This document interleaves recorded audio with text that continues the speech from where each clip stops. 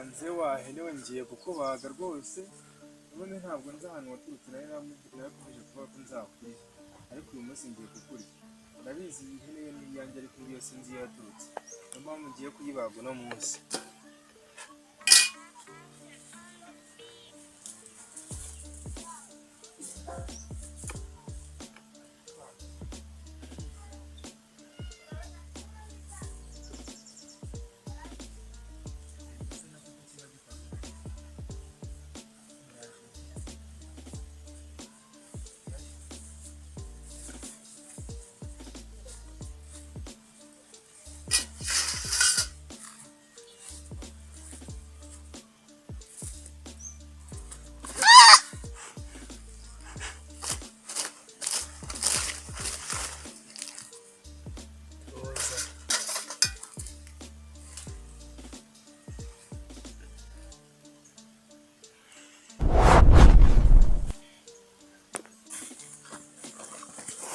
Izina rya Yesu.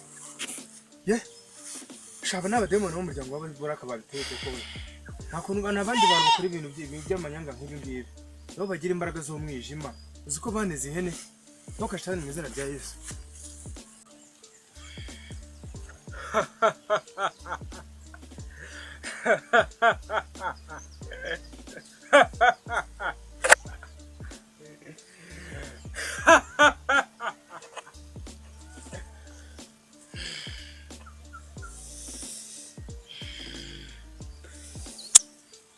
Gusa mwabaziye mu byo muzigira byose nubwo mufite imbaraga zidasanzwe mukaba mukoresha imbaraga z'umwijima nta n'umuteze kuturwanya nk'umuryango w'Abahiru ubwo muzadushobora.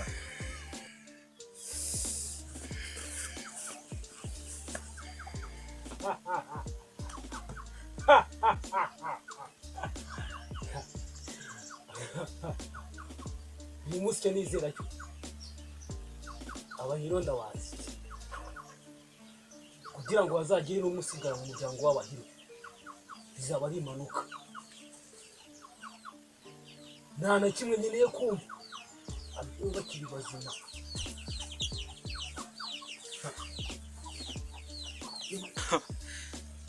Abahiru bose bagomba gupfa nta n'ikintu na kimwe basigaranye babica paka barangiye.